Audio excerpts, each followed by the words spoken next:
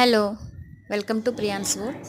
ఈరోజు రెసిపీ వచ్చేసి మీకోసం బీట్రూట్తో రైస్ చేశానండి. అంటే పిల్లలు కర్రీని ఫ్రైని తినడానికి ఎక్కువగా ఇష్టపడట్లేదనే ఉద్దేశంతో బీట్రూట్తో రైస్ చేశాను. చాలా బాగుంది.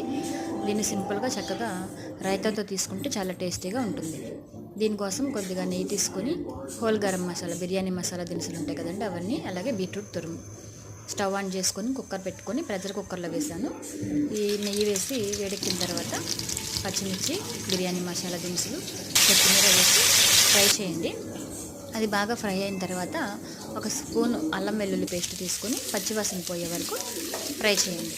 ఈ పచ్చివాసన పోయిన తర్వాత బిర్యానీలోకి మనకి బీట్రూట్ మెయిన్ కాబట్టి ఆ బీట్రూట్ తురుముని వేసి ఆ నెయ్యిలో బాగా మగ్గనివ్వండి.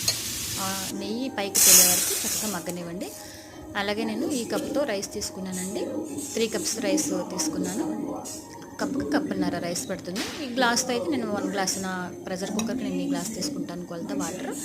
సో ఒక కప్పుకి ఈ గ్లాస్తో నేను వాటర్ తీసుకుంటాను కాబట్టి 3 కప్పులు రైస్, 3 కప్పులు వాటర్ తీసుకున్నాను. అలాగే రుచికి సరిపడగా సాల్ట్, బిర్యానీ మసాలా 1 స్పూన్. ఆ వాటర్ బాగా బాయిల్ అయిన తర్వాత ఈ రైస్ శుభ్రం పెట్టుకున్న రైస్ని ఆ వాటర్లో వేసేసి కుక్కర్ని మనం మూత పెట్టేయాలండి. జస్ట్ 3 విజిల్స్ వస్తే సరిపోతుంది. మనకి బీట్రూట్ బిర్యానీ అనేది రెడీ అయిపోయినట్లే. రైతా కోసం పెరుగులో సన్నగా తరిగి పెట్టుకున్న ఉల్లిపాయలు, కొత్తిమీర, క్యారెట్, రుచికి సరిపడగా సాల్ట్ వేసుకొని రైతా రెడీ చేసుకోవడమేనండి. చాలా టేస్టీగా ఉంది. చూడటానికి చాలా బాగుంది. Thank you.